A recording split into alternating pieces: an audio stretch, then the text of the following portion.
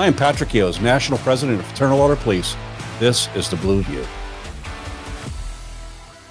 Welcome. Thank you for joining us for the Blue View podcast. I appreciate you coming in and spend some time with us to talk about some issues that are really important, in enforcement of narcotics across the country. But before we dive into all of this, can you tell us just a little bit about yourself? Yeah. So first of all, thank you so much for having me. Second and most importantly, I am a New Jersey native, born and bred, a Jersey girl. And I grew up in central New Jersey, and I come from a long line of police officers and teachers. And there was a point when, after I'd become a prosecutor in the Manhattan DA's office, which was really my first real job after law school, where someone said to me, of course you became a prosecutor. You come from a long line of, police officers from South Amboy, New Jersey. And that was the first time I'd actually sort of thought about it in that way.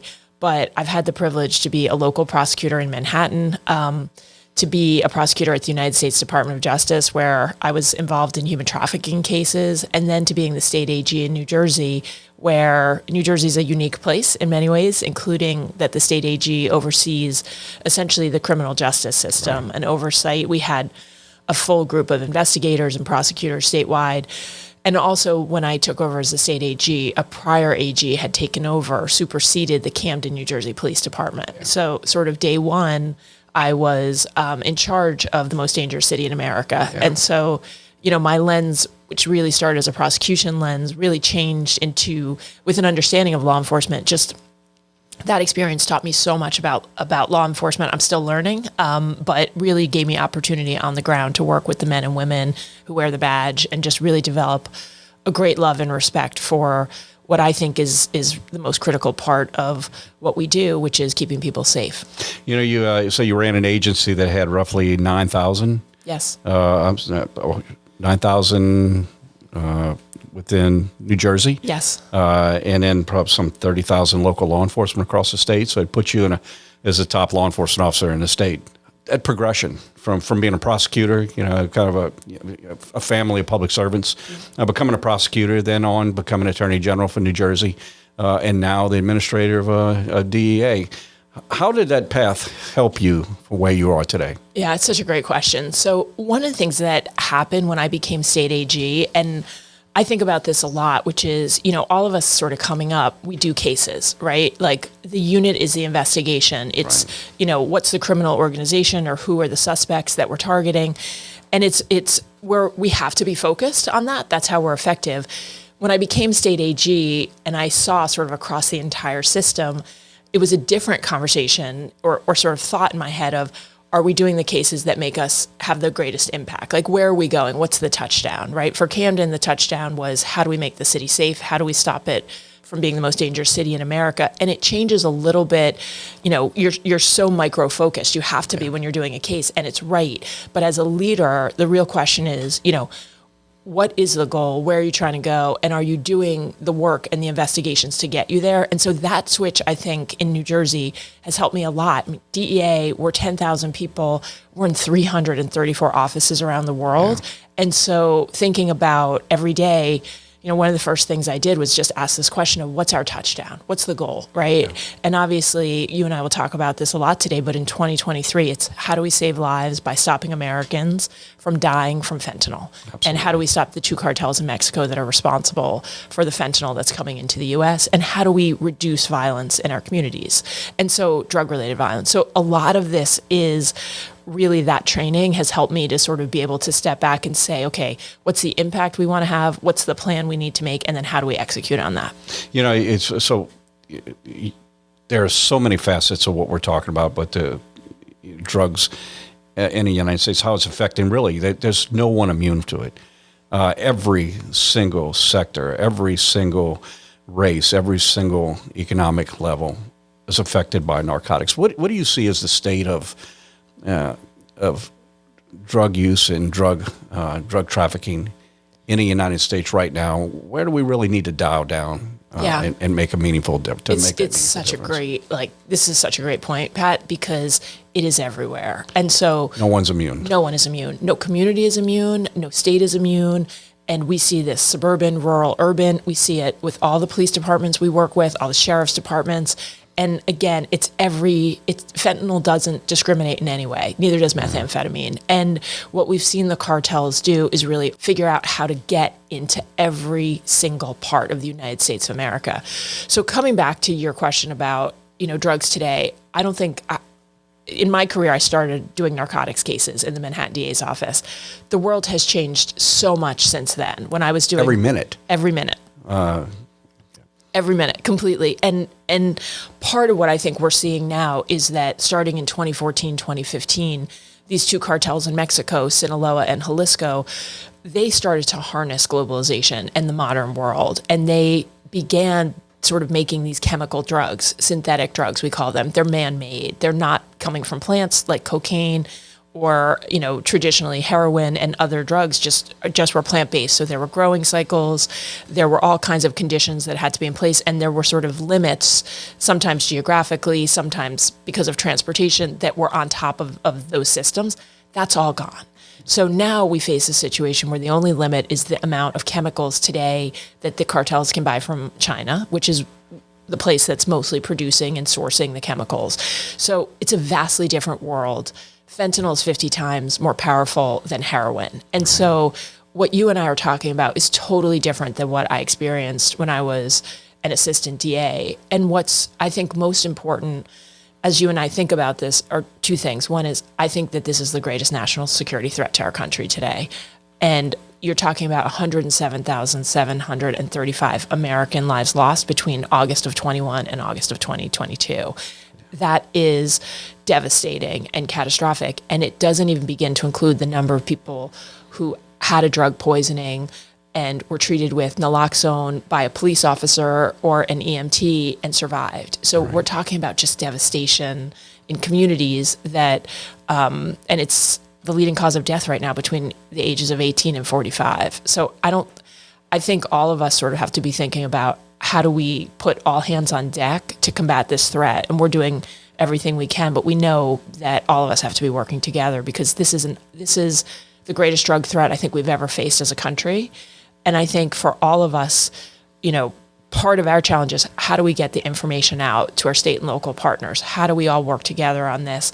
How do we all have the information also for public awareness? Like people still don't understand that fake pill that's being sold on Snapchat as an oxycodone is actually fentanyl and it can kill you and there's no second chance. Yeah. Yeah. No, and one thing I know in 36 years of law enforcement, I just, I guess the realization that that drug usage, the drug trade affects every aspect of our communities. Yes. I mean, from and I just kind of blown away to see some of the people that you think have their stuff together and, financially and everything, and just see how it's totally destroyed families. I've watched parents of really good families just crying because of their kids finding their way into this destructive path. I've watched people who saw no future, same thing, trying to, this escape with drugs. And it didn't matter who we talked about. It didn't, that segment, it affected every one of them. But one thing you touched on it, and I want to go back, and I do want to come back to fentanyl because it is such a that is our challenge today. But another challenge we have is the constant changing of chemicals, yes, in the makeup of these things, in the regulation of these things, and how we're always seem to be a little bit behind trying to figure out how to address these things. Talk about how these, the use and availability of these drugs, but just the constant changing elements of it. Yeah. When we define, by law, when we define what's illegal, and constantly shifting the chemicals. Talk a little bit about that. Yeah, it's a great question, and I want to come back to sort of also just some of what you talked about. We can come back a little bit, but talking about supply and demand, because I think that this is an important part of the conversation, because I think the cartels have changed this and they're driving both supply and demand now. But talking about the chemicals, so one of the things we've done, I've been in my role almost 2 years. It'll be 2 years at the end of June. And one of the things we've done is sort of change, look, we have to transform because the cartels have completely changed the way they do business since 2014, 2015, when they started doing synthetic drugs. They also, they operate a lot by crypto, a lot by using encrypted apps, and they're doing everything they can, and they're nimble. and they're moving very quickly. And so we have to transform the way we work to be nimble, to also be challenging and fighting the entire supply chain. So when I came in, we were very focused on high value targets. Who are the leaders of those cartels? That's important. But as you and I sit here, we know the DEA did a lot of work around El Chapo, was successful in investigating him. He was prosecuted. He's in a U.S. federal prison for the rest of his life. And then his sons took over the Chapitos. They took over the Sinaloa cartel. So if we don't work across the network, I don't think we can stop this thread. So what we've now done is say, okay, where does this network start? Right now it starts in China with precursor chemical companies and these chemical brokers. One of the things we've just done in a network investigation we did against the Chapitos, the sons of El Chapo, we charged 28 people, including 4 Chinese nationals and a chemical broker from Guatemala who was responsible for working with those companies to get those chemicals to Mexico. So the first thing we have to do is really be relentless in doing that kind of work. And so we have many investigations right now into Chinese chemical companies, into the beginning of the supply chain. But then, Pat, we're working across the whole supply chain. The next is how do those chemicals get to Mexico? Once they're in Mexico, who's getting those chemicals to the cartels? And again, in the Chapitos, you see we charged all these parts of the supply chain. You know, who's manufacturing, mass producing the fentanyl in Mexico? Who's pressing that fentanyl into fake pills? Who are the assassins and the security apparatus that keep the cartels in power? And then who's transporting it into the U.S.? And so we have to do every single part of this, starting with the chemicals. Now, to your point, and I think for all of us, I say all the time, like, we're not going back to a world of plant-based drugs. Those drugs may continue, but we are really in the synthetic drug world. And the cartels have chemists that work for them. They have people who are trying to come up with new formulas every day to make fentanyl and other drugs. So this is what keeps us up at night. And we have a team that is tracking and working on emerging threats, both from operations and intelligence, because this is exactly where I think we all have to be really, focused relentlessly right now. So what we've watched the cartels do, even in the last couple of years, is really simplify how they can make fentanyl. And so we're now able to track that real time, whereas before, I think we were sort of, I would just say we're now able to track it real time. Yeah, it's interesting. I'm going to expand it a little bit further. It's a business. But it's a highly sophisticated business. You talk about chemists and you talk about that constant evolution of change in synthetic drugs, but it's even more than that. I mean, if you look at how many people are killed by fentanyl every year, why would anybody take it? So there's another part of this too. I mean, they were actually into marketing as well. Let's talk about social media. Let's talk about the encryptions. Let's talk about the way the channels of which they're not satisfied with just the normal flow of street drugs. What they're doing is they're highly sophisticated, even in their marketing. Yeah. So this is a really important part of the conversation.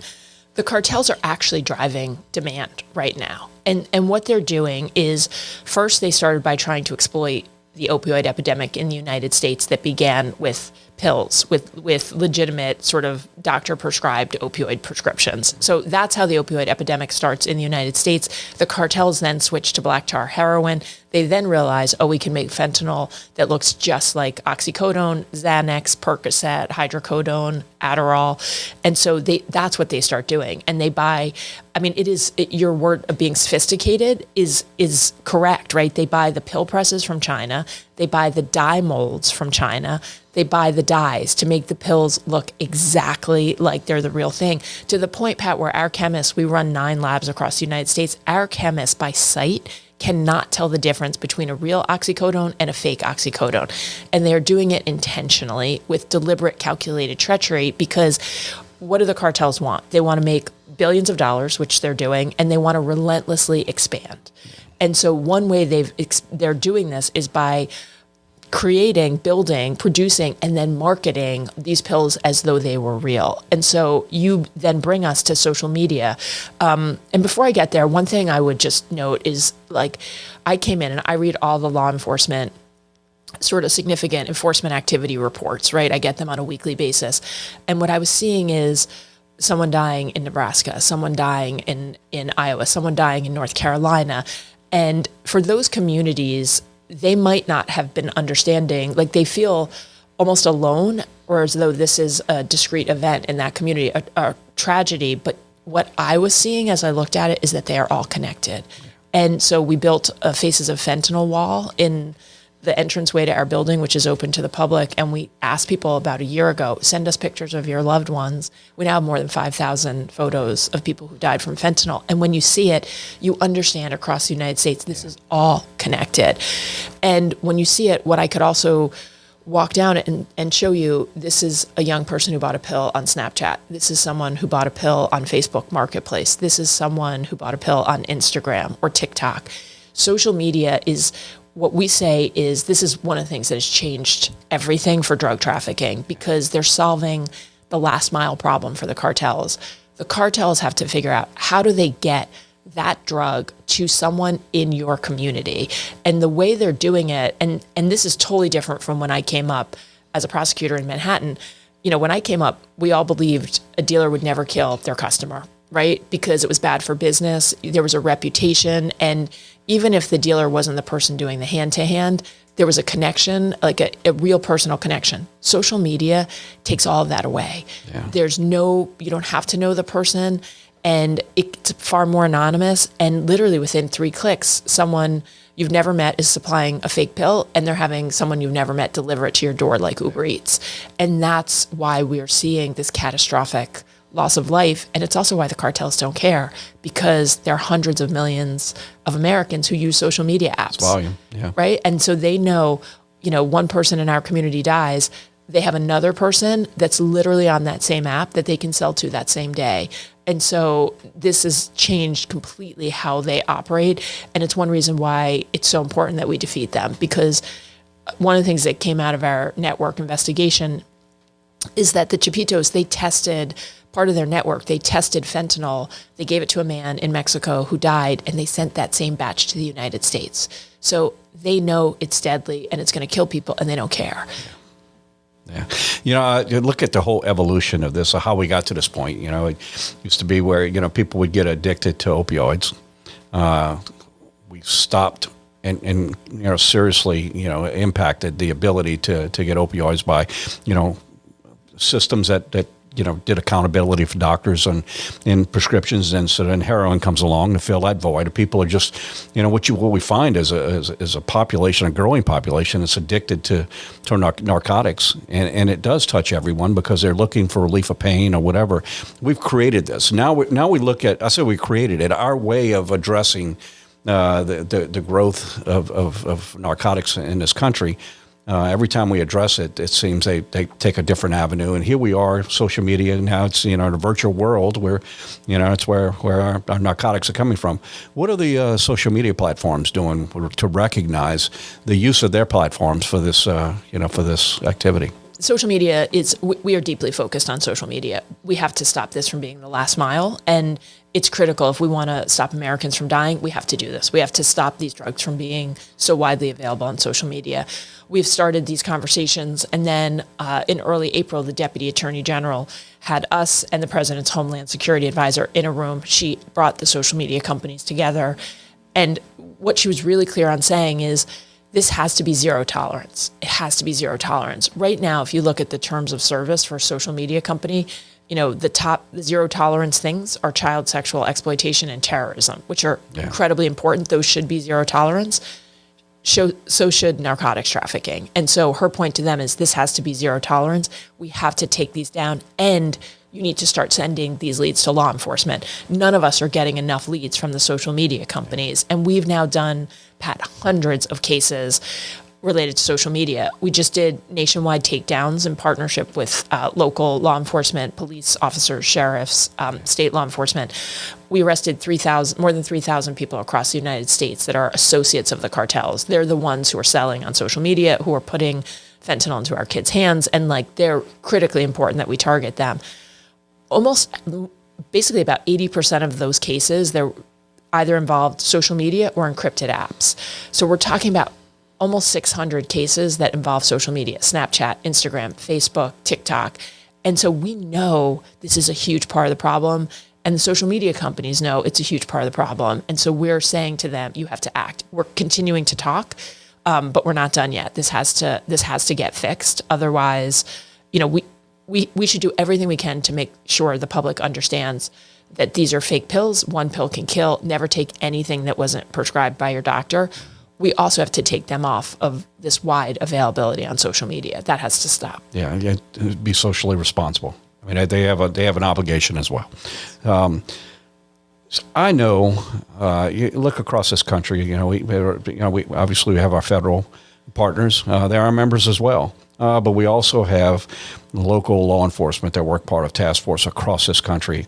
Let's talk about the importance of having that relationship between local law enforcement and DEA and how this is more global. And not global. All things are local, but they're all global as well when we're talking about the distribution of narcotics. Talk about the importance of having those task force and the role it plays in combating narcotics in this country. I mean, I could not say enough about this. We could not do the work we do if we didn't have the partnerships we have with state and local law enforcement. And part of the conversation, I think, for us and our membership, our sort of groups together, is how do we do even more? So every single day across the country, we are partnering. We're in 57 cities and counties right now related to drug-related violence and drug poisonings. We're going into the police chiefs and the sheriffs and saying, how can we help you in your community? Who are the people you're targeting?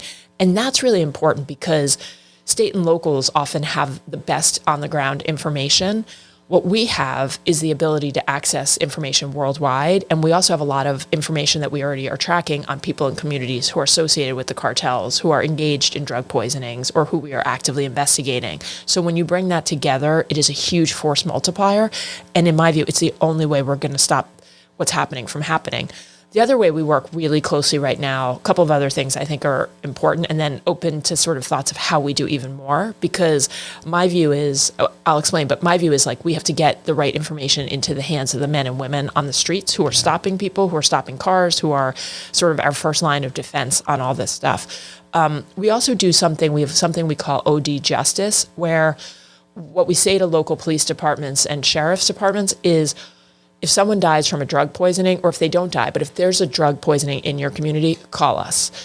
And we'll tell you, we even have a checklist that we can circulate to everyone where we say, here's what we need to know when that happens. We want you to get into the phone of the victim if you can as quickly as possible. We want to understand, was this Snapchat? Was this Instagram? Who's the dealer?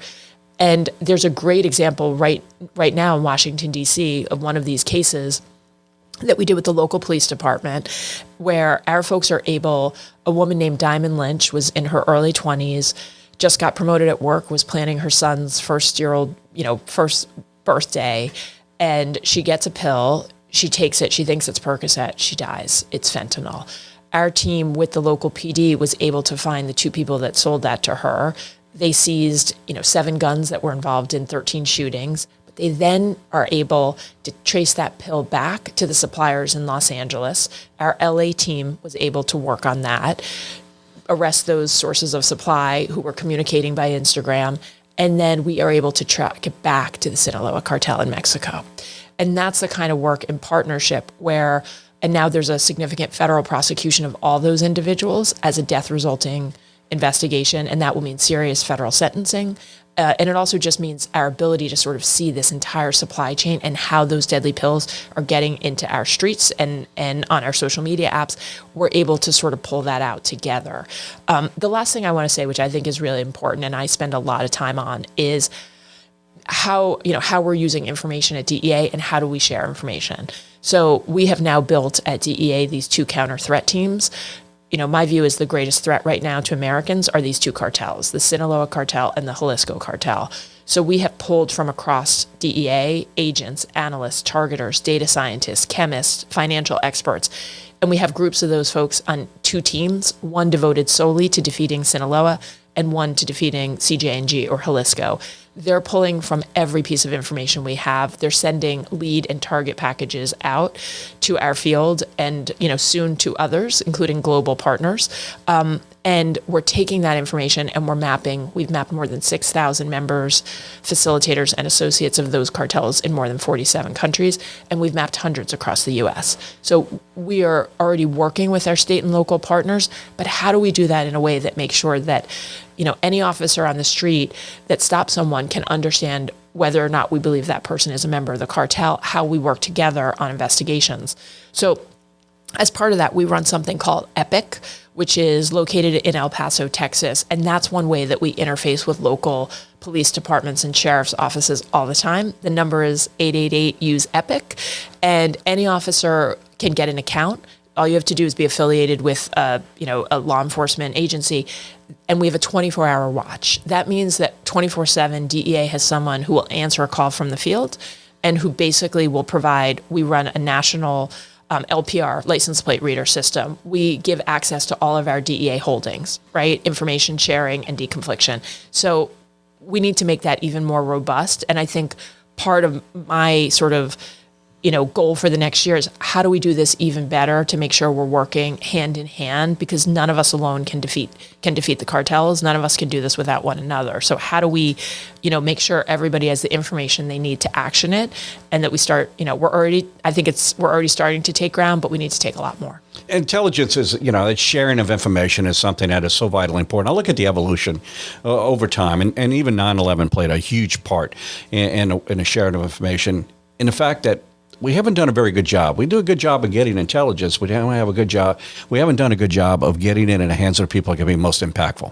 It's somewhere along that pipeline. It's bogged down, and it falls in the hands of people and agencies that just don't share the information where it needs to. And it sounds like you've addressed that in much of what you've talked about. Can you talk a little bit more about that and the need and the changes, the evolutions that you see that you've implemented to help that information flow better to the actual ones that can be most impactful in using it? I think it's such an important question, and I think one of the things I found when I came in is all law enforcement agencies, all of us, again, we're using information to make a case, to do an investigation, and we're really focused on the one target or even the full network in front of us. Yeah. And we're not thinking about the value that might have to, do some of the important work that we as an organization need to be doing globally. Number one, mapping the entire network of that cartel. So, some of the people who might not be the focus of a current investigation should be the focus of tomorrow's investigation. And if we want to be proactive, we have to be tracking that. So we have to be able to map and target and really analyze all that information. So we started really, pretty early on saying, we have to go internally from need to know to everyone knows. And you and I both know that's hard, because we've got incredible men and women out there. They're making cases. And so some of what we've said is, look, we work as one DEA, because the information in another field division might be essential for your case and vice versa. And it's all of us, we're working to save American lives, right? And if that's our top goal, we've got to share information. One thing I'll say, and again, I'm committed on this, which is how do we do this even better with our state and local partners? And how do we really, increase the flow of information? And something that happened, we did our first ever law enforcement summit a couple weeks ago during Police Week, and we had your folks there, and a number of folks came from across the country. One of the things that was said to us that I had not heard before was, I can't remember if it was a police chief or a sheriff saying, what we need is an intelligence analyst. What we need is someone in our area of responsibility who's pulling together our information so we can give that to you and we can take in information from you. Because we both know, our agents are on the street every day. They're doing the enforcement work they need to be doing. And intelligence analysts are the ones sort of behind the scenes who are helping to connect those dots, helping to tell us, okay, these people are part of this network or they're not. So it was a real eye-opening moment for me of, are we doing enough with our state and local partners to build that intelligence capacity? We've built these counter threat teams at headquarters. We're now building them in our field divisions. So in 23 field divisions all across the United States, we're in all 50 states.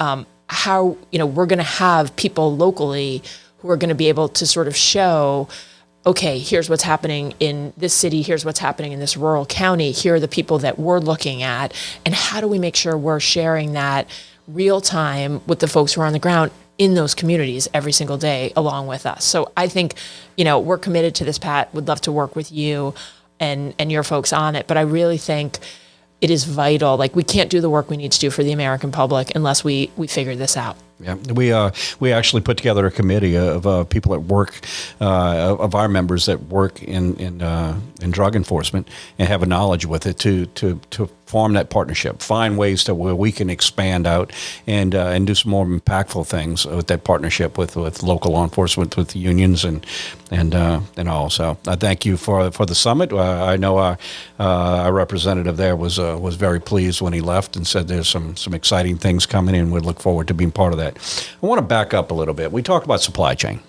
And I know from an enforcement side, there are a lot of ways that these drugs are making it into the country. I mean, obviously, one everybody focuses on is the border, and we can't discredit the fact that it is coming across the border. But it's also much bigger than that. It's our carriers, our U.S. Postal Service, our package delivery. It really is. It's a leaking seal is what it is. It's coming in from a lot of different ways. Can you talk a little bit about that and some of the impact? Yes. The initiatives that we have to try and address the multiple ways that these drugs are making it into the country? Yes. So this is a really important part of the conversation, and the border is an important part of the conversation. When we did the Chapitos Network investigation, we did a speaking indictment. It's about 70 pages. And one of the things that we noted in that speaking indictment is we've alleged that the Chapitos are getting fentanyl into the United States by air, by land, by sea, by underground tunnel. Basically, for the cartels to make billions of dollars, to really sell that fentanyl at a profit, they have to get it into the U.S. So they will stop at nothing to get it into the U.S. And the border is a big part of that conversation, and so are all the other folks you mentioned. You know, the United States Postal Service, we work closely with them. That is part of what they use. The common carriers, the freight forwarders. And so all of this is a part of the conversation, and it's a really important part of our enforcement work. What we are now doing is attacking every part of that supply chain, and that is a part of the supply chain. So, again, we're not willing to cede any of this to the cartels, because this is how I think we can be most effective at defeating them. But it's, the chemicals from China to the productions in Mexico to a number of the folks we charged in the Chapitos were the transporters, the people who were responsible for getting it into the U.S. And we know there are stash houses along the border, particularly on the Mexico side. So these are really important parts of our enforcement work and our intelligence work. And again, we're going to keep doing every single part of this. And we also are going to stay focused on not just the border, but all the other ways that they're using, because, we've got to, I think, be relentless on every single piece of this to make sure we're stopping it. Yeah, a lot of our members work in the mail distribution or package distribution at airports, and they do their assessments. They'll pull a certain amount of packages, pull through because they're flagged. But it really is just a small percentage. I mean, there's a lot of concerns of doing too much enforcement and hampering the delivery, the timely delivery. But at the same time, we're missing a lot. Yeah, this is really important. And one of the things that we've seen and is important, again, some of what we do is based on the old threats, and we have to be, I think we've all got to get real time about what the current threats are and then be nimble to move with those new threats. Right. This is a part of it because, to make fentanyl is tiny. It's essentially, if you think about a pack of sugar or, on your table at a restaurant, it's a few grains of that. It's the amount that would fit on the tip of a pencil is enough to kill someone. And so that makes it easier to transport. It also means that the chemicals you need to make it can be shipped by airplane. They don't need to be shipped by boat. It means that you can put it in an envelope and send it by one of the common carriers or put it in the postal service. And so this is one reason why it is so devastating. And so this is the kind of conversation we have all the time, which is, okay, we know it's changed and evolved. We have to evolve. What does that mean for postal? What does that mean for us? What does that mean for, these shipments that are now going across the United States? And so I think, you raise a really important point, and it is a part of our focus. Every piece of that transportation line is something we're mapping right now. Every piece of it is something we have to understand. So we're not relying on just a random screening. We can't. We have to be able to have intelligence and understanding, and we have to figure out what are the right screenings, but also what is the right information we can have to help us disrupt all of that. Yeah. We'll go ahead and wrap it up, but the damage done to society today because of fentanyl, and not just fentanyl, other drugs as well. It is really a crisis in this country. As the administrator of DEA, what do you tell parents? How do they protect their kids? Yeah. And it's evolution, it's constantly changing, from marketing and making it cool to, just there's so many different aspects now that kids, today deal with that just seems to be growing with every generation. And especially now there's so much information out there. What advice can you give to parents? We're really so privileged to spend a lot of time with families who've lost loved ones. And one of the things, the first summit we did with a number of families who'd lost loved ones, a mom came up to me and said, she'd lost her son, and she said to me, I never thought it could happen to me, and it did. And that just struck home for me, because it could happen to any of us. It could happen to any of us. And this is almost everyone I meet now is impacted in some way, a friend, a family member, someone in their community. So the most important thing we tell people is talk about it. We all have to be talking about it. And we're sending folks out every day. We're trying to help the families, because they're going into schools across the country and they're having a really powerful impact. I had a group of high school students come to DEA headquarters recently. And whenever I have students come, I always ask, how many of you have heard about fentanyl? And most of the time, maybe one or two people raise their hand. This was the first time every single kid in that room raised their hand. None of us can stop until that's the world we live in, where everyone knows fentanyl will kill you. It's being hidden. And we haven't talked about this, but it's being hidden in these fake pills. 6 out of 10 of those, our lab tells us, are deadly. So the message for our kids is, you cannot take one. There is no second chance. The other thing that the cartels are doing is they're hiding fentanyl in cocaine, in methamphetamine, in heroin. So everyone in America has to understand that just 2 milligrams, a tiny amount of fentanyl will kill you, and it is everywhere, and it's being hidden. So understanding that, you may think your friend or, a family member is handing you a pill, you cannot take that. And so the more conversations, we think, research is really clear, the more you open up to these conversations with your family, even if they're hard, the more that drug use goes down, the more that we can save lives. So, one of the things we say all the time, talk about it. One pill can kill. Help your family members, your friends, people in your community just understand the devastation we're seeing. And if you're in Virginia, come out to Arlington. We've had a lot of people who've been personally impacted come to see the Faces of Fentanyl Memorial, but we also have parents bringing their kids to just say, look at this. And Pat, when you look at it, you see the faces of America. You see soldiers, you see people playing sports, you see parents holding babies, you just see people from your community. And it is a really powerful moment to see this can happen to anyone. And right now, the only way to make ourselves safe is, 1, to defeat the cartels, and 2, to make sure everyone understands what's happening. So DEA offers a lot of resources, from the education part to parents, also law enforcement as well. Somebody wants to find out more information about DEA and those resources, how can they access it? So a couple of things. First, our website is dea.gov. We've also got offices across the United States. Find your local office. There's 23 field divisions across the United States. You can call one of those field divisions and say, hey, who's in charge in my state? We'll connect. We are always looking for partnerships on Overdrive, which is our effort to reduce drug-related violence and drug poisonings. If you know in your community who's the next shooter that's selling drugs, or who's selling or you think who's selling the fentanyl or meth that's killing Americans, call us, right? We want to do all this in partnership with you. And so really, I think the more talking and the more meetings and conversations, it really makes a difference. And we're trying to build those bridges across the country. Well, thank you for joining us and sharing information with us. This is a journey we all take together. It's affecting everyone. We all need to work together on it.